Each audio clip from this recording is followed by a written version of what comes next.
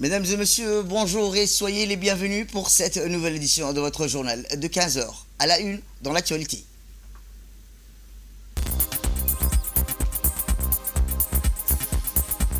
À la une dans l'actualité nationale, direction le sud où a eu lieu la clôture du tournoi du corridor sud-sud à Mouloud. Et enfin, dans l'actualité internationale, Joseph Borrell souhaite des sanctions contre l'Union européenne, contre des ministres israéliennes. C'était le titre. Merci si vous le rejoignez. Eh bien, je vous le dis dans le titre, le Forum international de haut niveau sur l'adoption de la stratégie arabe et de la jeunesse, la paix et la sécurité à Amman en Jordanie, où le 28 août dernier, les ministres en charge de la jeunesse de toute la région arabe se sont réunis pour l'adoption d'une stratégie ambitieuse, donnant aux jeunes un rôle de premier plan dans les politiques publiques de préservation et de valorisation de la paix et la sécurité. Sous le patronage du prince Hussein bin Abdullah, le Forum international a rassemblé les jeunes représentants des pays arabes, les ministres, les experts, les responsables des institutions et représentants de la société civile. La ministre de la Jeunesse et de la Culture, Dr Hibo Moumin Assoui, accompagnée de 4 jeunes représentant ainsi, a pris part à la cérémonie officielle d'ouverture de ce grand forum qui va durer 2 jours, du 28 au 29 août. Pendant ces 2 jours, le forum offrira un espace de discussion et de concertation de cette vision arabe prévoyant d'adopter un plan d'action suite aux recommandations récoltées auprès des jeunes et décideurs.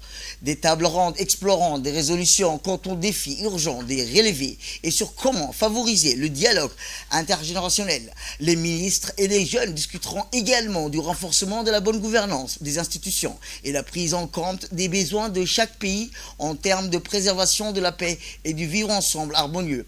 Ils souligneront comment responsabiliser la jeunesse afin de construire des sociétés plus inclusives et pacifiques en promouvant un dialogue participatif et de partenariat solide.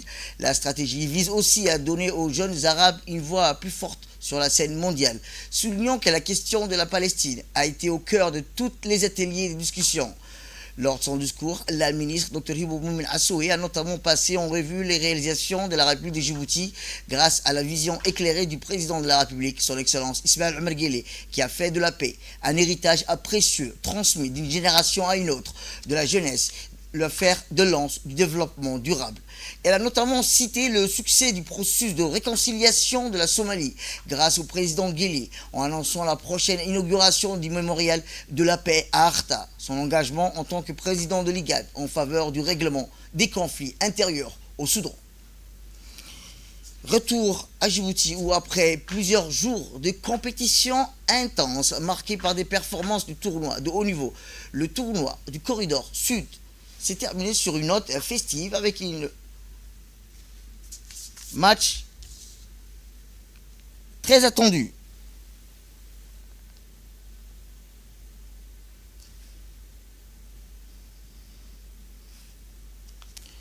Eh bien, la course a débuté dans une atmosphère de bonne ambiance qui a débuté immédiatement par des récompenses aux athlètes, équipe victorieuse. Et une foule nombreuse, enthousiaste, est venue supporter les coureurs, parmi lesquels le président du comité de développement de Mouloud, le directeur de région, Omar Hassan. Ils ont tous exprimé leur gratitude envers la population de Mouloud dans leur discours respectifs. Ils ont unanimement salué l'accueil chaleureux et l'engagement sans faille des habitants lors de ce tournoi sud-sud qui s'est tenu à Mouloud, qui était un véritable succès.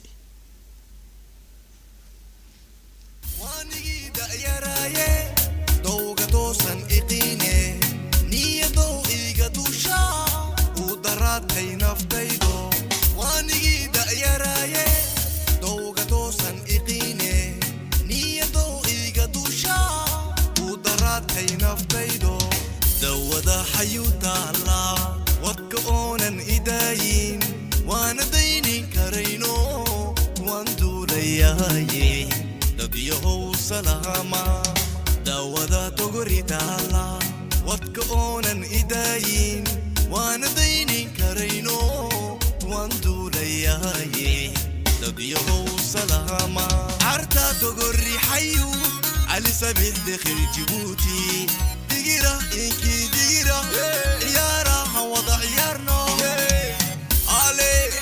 Allez les Djiboutiens.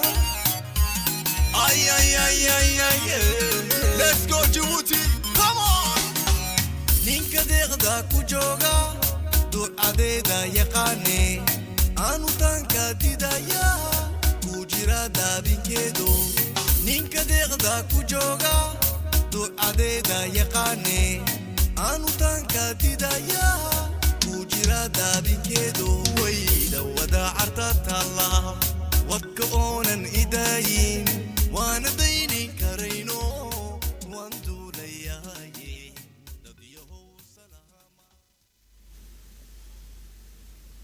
Monsieur le Makadi Kerouaïd. Écoutons à présent le secrétaire d'État au sport. Pour clôturer le corridor sud qui est à sa deuxième édition. Alors le corridor c'est quoi? C'est là où les camions éthiopiens passent, ça veut dire à partir de Ouéa jusqu'à Galafi. Toutes les localités qui se trouvent sur cette route ont été conviées aujourd'hui, depuis maintenant le mardi dernier, sur Mouloud. Ils sont sur Mouloud et ils sont installés, nourris et hébergés. Alors ce tournoi a regroupé pas mal de 5 à 6 localités. Et nous sommes aujourd'hui à la finale. Nous avons l'équipe de Gorabous et l'équipe de Mouloud qui sont en finale.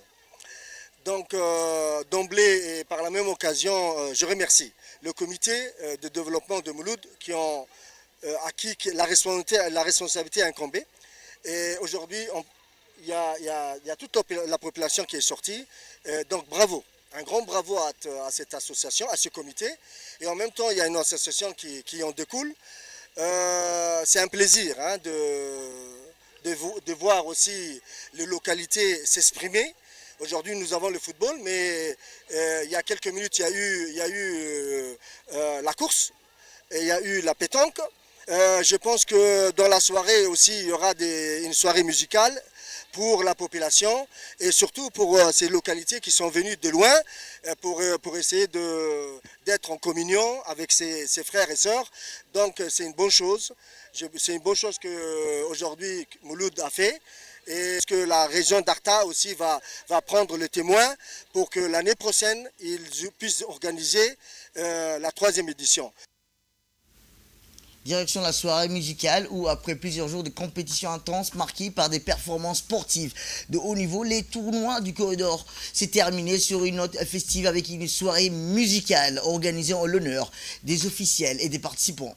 Cette soirée organisée en plein air a débuté immédiatement par la remise des récompenses aux athlètes, équipes victorieuses devant une foule nombreuse et enthousiaste. Les officiels présents, parmi lesquels le président du comité pour le développement de Mouloud, M. Mahmoud Labar, le directeur des régions, Omar Hassan, le sous-préfet de la localité, Moussa Ahmed, ont pris la parole pour exprimer leur gratitude envers la population de Mouloud. Dans leurs discours respectifs, ils ont unanimement salué l'accueil chaleureux et l'engagement sans faille des habitants dans l'organisation de ce tournoi qui a été un véritable succès, tant sur le plan sportif que sur le plan social. Cette soirée musicale s'est ensuite poursuivie avec une série de prestations musicales qui ont littéralement enflammé la scène. Plusieurs jeunes chanteurs et danseurs de la localité de Mouloud ont offert des performances vibrantes qui ont fait vibrer le public. Du développement du Mouloud. Pour nous, aujourd'hui, le secrétariat d'État chargé au sport, c'est une première. Nous avons pu assister à ces corridors sud de la 2e édition ici à Mouloud. Nous avons pu remarquer qu'aujourd'hui, Mouloud est capable d'organiser des événements encore plus grandioses. Mouloud aujourd'hui dispose d'un super comité. Moi, je vais appeler un super comité. La population de Mouloud, vieux, jeunes, la maman de Mouloud, la jeunesse, nous ont montré aujourd'hui qu'ils sont capables de participer au développement de Mouloud. Au nom du secrétaire d'État chargé des sports, son Excellence Hassan Mohamed Kamil, je tiens à remercier encore le comité de Mouloud. Nous sommes ce soir ici afin de clôturer la 2e édition du corridor sud. Et Inch'Allah, nous avons le rendez-vous l'année prochaine dans la localité de Omar Jaga pour la 3e édition. Sur ce, je tiens à clôturer cette 2e édition de Corridor Sud. Assalamu alaikum wa rahmatullahi wa barakatuh. On reste toujours dans la région du Sud où la préfecture de Dikil a organisé une réunion de travail avec les chefs coutumiers de la région. Cette réunion qui s'est tenue sous l'égide du préfet de la région, M. Hassan Abdi Roble, a vu la participation du vice-président du conseil régional, M. Ibrahim Gourra Abdallah, des adjoints du préfet et l'ensemble des chefs coutumiers de la région, dont les chefs de quartier, les chefs du village et locaux. Étaient à l'ordre du jour de cette réunion 3 points saillants dans la sécurité, la rénovation de la voirie urbaine et la salubrité publique. Sur ce, le préfet de la région de Dikil a exhorté les chefs coutumiers à ne ménager aucun effort pour veiller scrupuleusement à la stabilité et à la cohésion sociale. Ensuite, le préfet de la région a indiqué que cet effet, les responsables administratifs et coutumiers se doivent de garantir le bon déroulement des travaux. En dernier lieu, le préfet a insisté sur la question de la salubrité publique dans la lutte contre des ordures ménagères, des eaux usées sur les voies publiques et surtout les artères principales.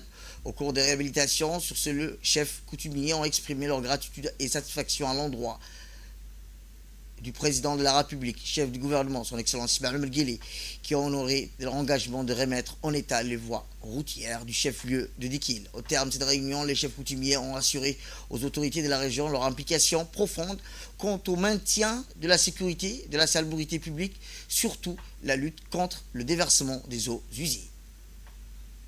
On reste toujours dans le domaine sportif où c'est dans une ambiance festive que le tournoi estival organisé dans l'association des jeunes initiatives et progrès de Demirjouk, en collaboration avec le CDC de Demirjouk, a pris fin en grande pompe.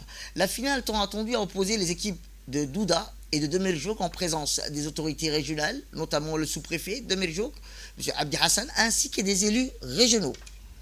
Ce tournoi qui a rassemblé plus de 24 clubs issus des différentes localités de la sous-préfecture de Demirjouk a été un véritable succès. Lors d'un match très disputé, l'équipe de Demirjouk a triomphé sur un score de 2-0 sous les acclamations enthousiastes des centaines de supporters venus des 4 coins de la préfecture. Cette finale empreinte d'une intense compétition et d'un esprit de fraternité exemplaire a marqué un moment fort pour les jeunes de la sous-préfecture de Demirjouk, renforçant les liens communautaires et célébrant la passion du sport, des loisirs dans toute la sous-préfecture.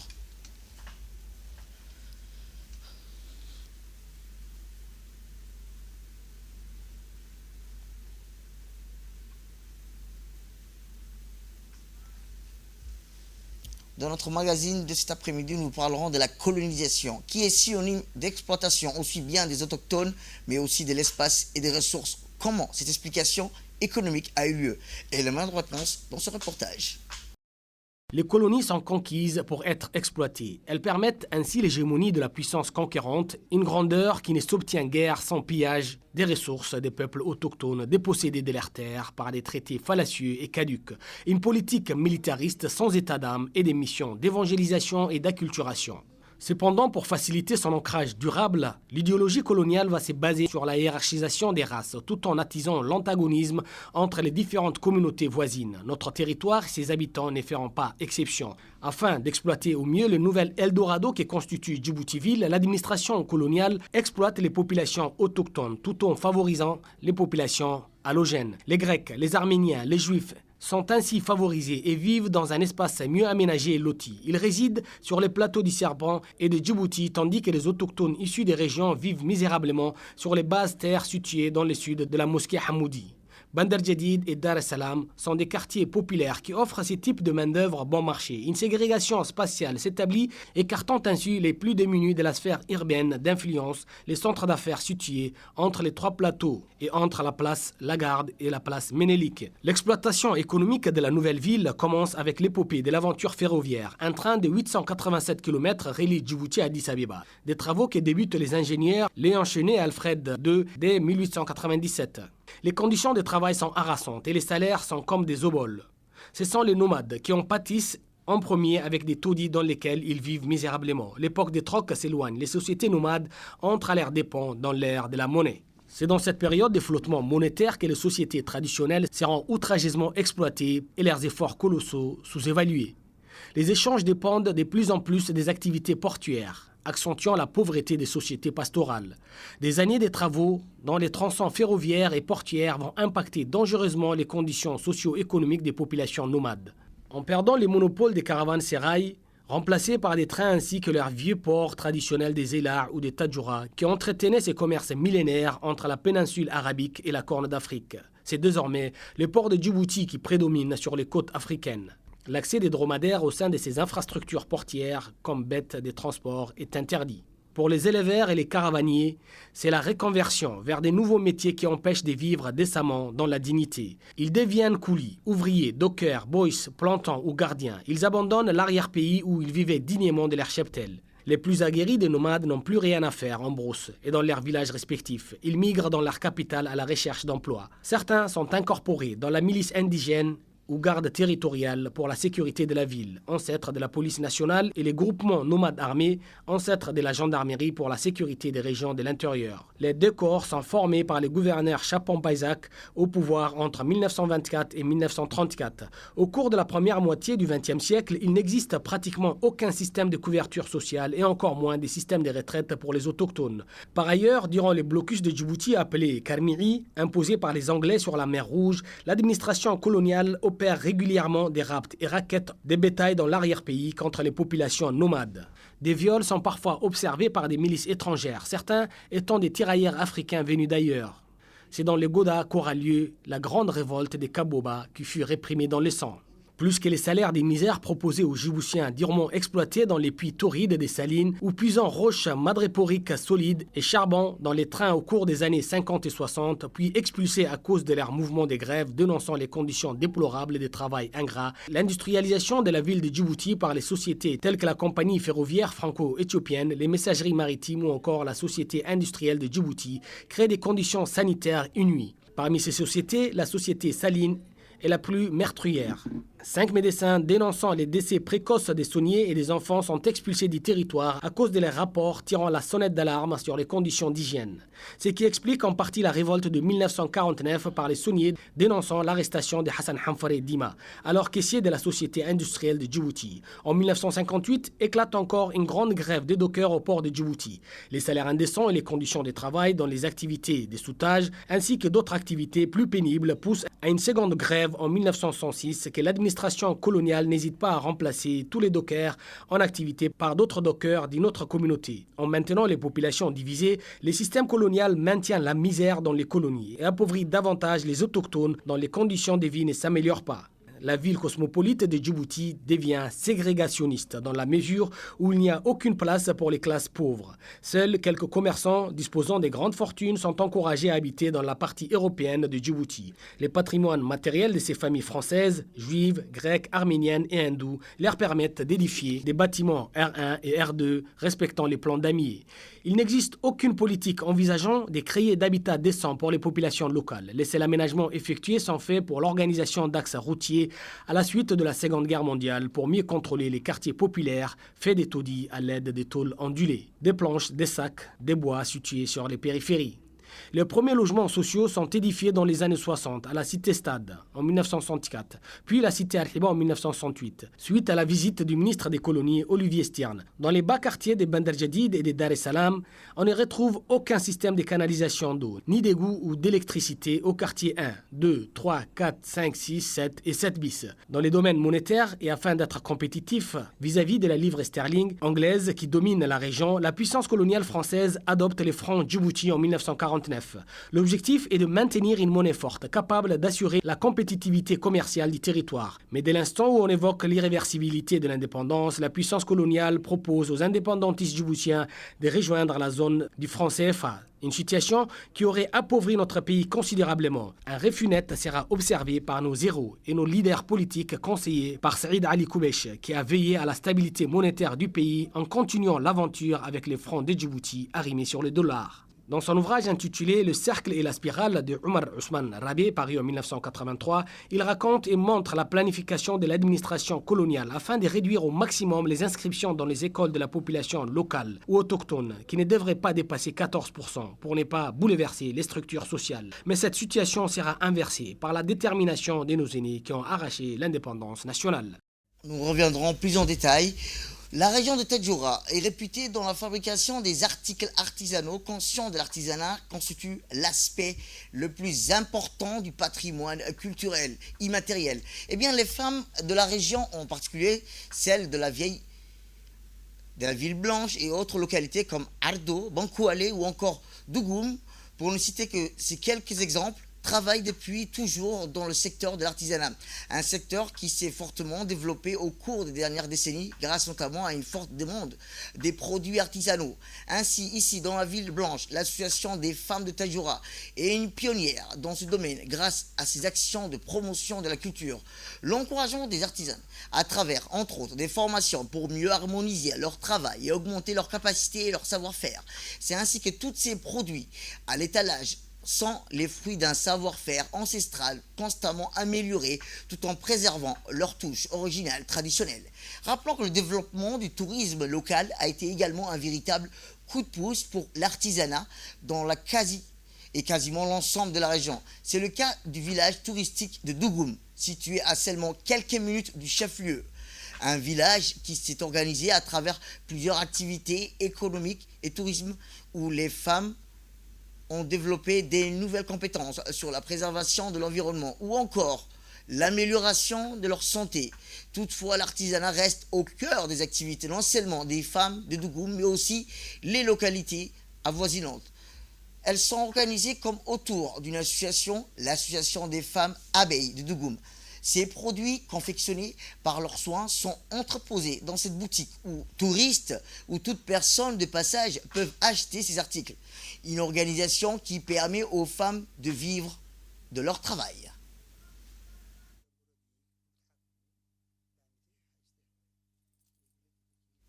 Et dans l'actualité internationale, Joseph Borrell souhaite des sanctions de l'Union européenne contre des ministres israéliens. Élément de réponse avec Mohamed Abdelrahman. Le chef de l'Union européenne, Joseph Borrell, a proposé des sanctions à l'encontre des ministres israéliens qui incitent à la haine et aux crimes de guerre contre les Palestiniens. Les sanctions proposées visent le ministre de la Sécurité nationale et le ministre des Finances. Ils appartiennent à l'aile ultranationaliste d'extrême droite du gouvernement de Netanyahou et leurs récentes actions incendiaires ont suscité une vague d'indignation internationale. J'ai lancé la procédure afin de demander aux États membres s'ils souhaitent inclure dans notre liste de sanctions certains ministres israéliens qui ont lancé des messages de haine inacceptables contre les Palestiniens et proposé des choses qui vont clairement à l'encontre du droit international et qui constituent une incitation à commettre des crimes de guerre, a expliqué Joseph Borrell. Le ministre Ben Gvir s'est récemment rendu à la mosquée Al-Aqsa et a appelé à plusieurs reprises à prier sur le site. Le ministre Smotrich a récemment été condamné pour avoir déclaré qu'il pourrait être moral d'affamer 2 millions de Palestiniens dans la bande de Gaza. Il a également été critiqué pour avoir encouragé des projets de colonisation illégale en Cisjordanie. L'Union européenne est confrontée à des divisions sur une position commune concernant la guerre à Gaza, une situation l'empêchant souvent de trancher ou d'adopter des décisions rapides sur le conflit.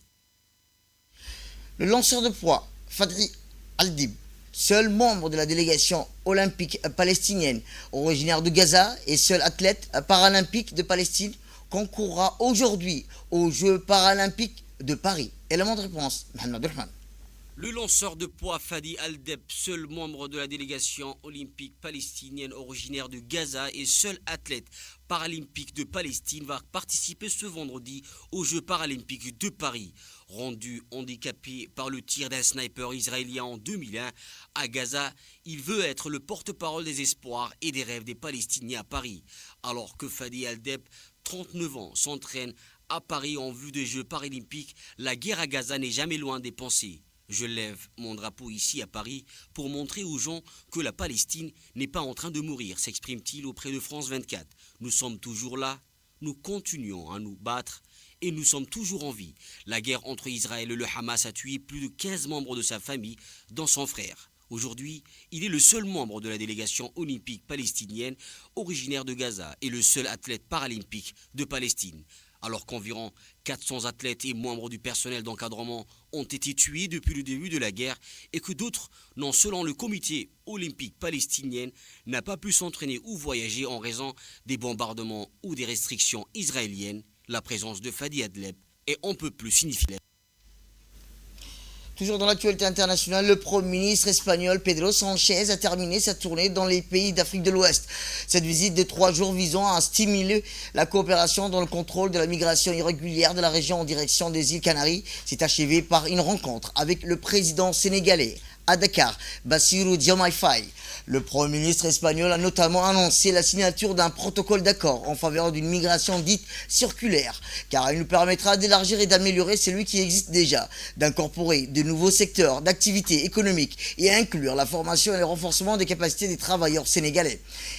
M. Pedro Sánchez a entamé sa tournée mardi en Mauritanie où il a déclaré que l'Espagne renouvellerait la coopération entre les forces de sécurité des deux pays pour lutter contre le trafic de migrants. Le Premier ministre espagnol a abordé la question de la sécurité lors de la conférence conjointe avec le président sénégalais. Nos forces de sécurité travaillent ensemble depuis de nombreuses années et je crois qu'il s'agit d'un exemple de collaboration et de coopération opérationnelle bilatérale pour lutter contre les mafias, les réseaux de trafic d'êtres humains et le crime organisé, a ajouté le Premier ministre espagnol sous la coopération entre les forces de sécurité espagnoles et sénégalaises. Selon le ministre espagnol de l'Intérieur, plus de 22 000 personnes ont débarqué sur ces côtes depuis janvier, soit plus de double du nombre d'arrivées irrégulières au cours de la même période de l'année dernière. Et enfin, au Japon, le puissant typhon Shanshan qui a touché terre sur l'île principale de Kyushu dans le sud-ouest du Japon a fait au moins 3 personnes et 80 autres blessés. Le typhon s'est accompagné des fortes pluies, des vents violents qui ont endommagé des maisons et des infrastructures dans les 7 provinces de l'île. L'agence météorologique japonaise a exhorté les habitants des zones sinistrées à rester en état d'alerte élevé face aux inondations et aux catastrophes naturelles attendues. Les opérateurs de transport public ont pour leur part annulé les trains et les vols de certains quartiers et ont privé d'électricité, mesure que la tempête progressait sur l'île selon l'agence de presse Kyodo. Kyushu Railway a suspendu ses services dans la région alors que des compagnies aériennes Japan Airlines ou All Nippon Airways ont annulé de nombreux vols au départ et en provenance des aéroports de la région. C'est tout pour cette édition. Merci à vous de nous avoir suivis. Restez avec nous pour la suite de programme télévisé. Le programme continue sur Télé Djibouti. Restez avec nous.